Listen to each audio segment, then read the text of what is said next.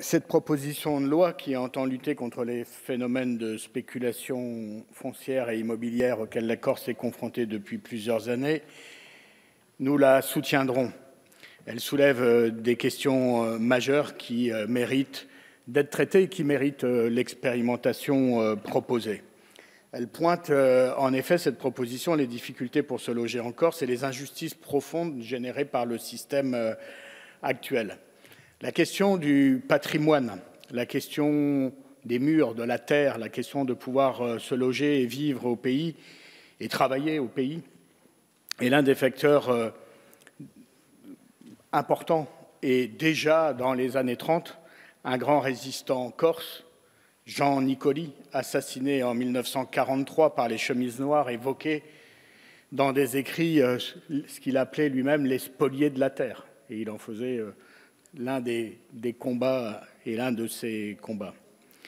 L'autre caractéristique, ça a été évoqué à l'instant par Éric Coquerel, c'est qu'il y a, du point de vue de ces inégalités de patrimoine, ces inégalités de revenus, des similitudes entre, même si les deux régions n'ont rien à voir entre elles, des similitudes entre la Corse et l'Île-de-France, où on voit les différences de revenus, ce que certains ont pu appeler un apartheid social et territorial se développer.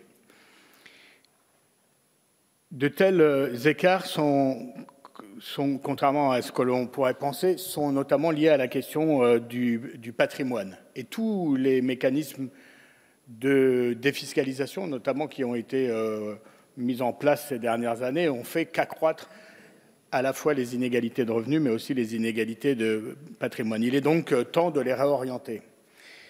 Concrètement, aujourd'hui, le rapporteur l'a dit, il y a des zones en Corse où les foyers moyens ne peuvent pas se loger et encore moins pouvoir prétendre accéder à la propriété. C'est notamment vrai dans un certain nombre de zones du littoral et par définition, quand on est une île, le littoral, c'est beaucoup de territoire.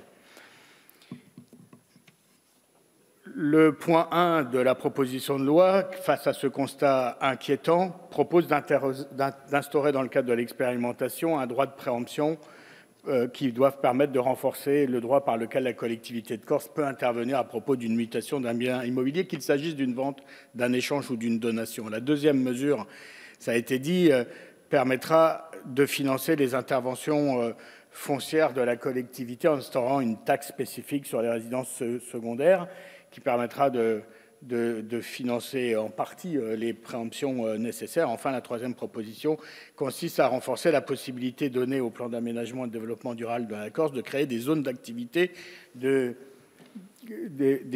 créer des zones sans activité de grande distribution et de location de meublés touristiques de type Airbnb.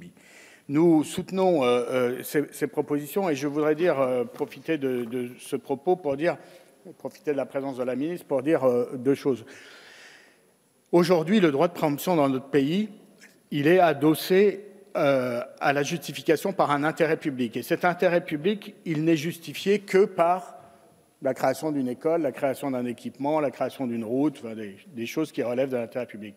Or, aujourd'hui, considérons-nous, au moment où ces écarts de patrimoine s'accroissent, au moment où la spéculation fait rage, soit dans les zones touristiques, soit dans les zones en développement. Moi, aujourd'hui, en Île-de-France, il y a 40 gares du Grand Paris qui sont en train d'être créées, 40 gares qui sont financées par de l'argent public, et sans qu'il y ait rien à faire, des terrains à proximité de ces gares prennent 10, 12, 15 fois leur valeur. Peut-on laisser faire autant d'argent, autant de plus-value en dormant?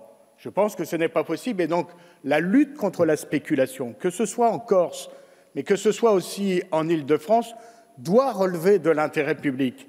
Et donc, on doit pouvoir adosser le droit de préemption à un intérêt public défini, élargi à la lutte contre la spéculation, sans quoi on aura dans notre pays beaucoup de mal à relever la question et le défi du logement pour tous et de la maîtrise des prix. Enfin, pour finir, petite réserve quand même, nous aurions aimé, souhaité que dans une proposition de loi qui vise à renforcer la possibilité pour les Corses de se loger chez eux à des prix raisonnables, qu'il y a un volet pour développer le logement social qui reste quand même en Corse, comme dans beaucoup d'endroits dans le pays, très en deçà de ce qu'il devrait être. Monsieur Stéphane Peu.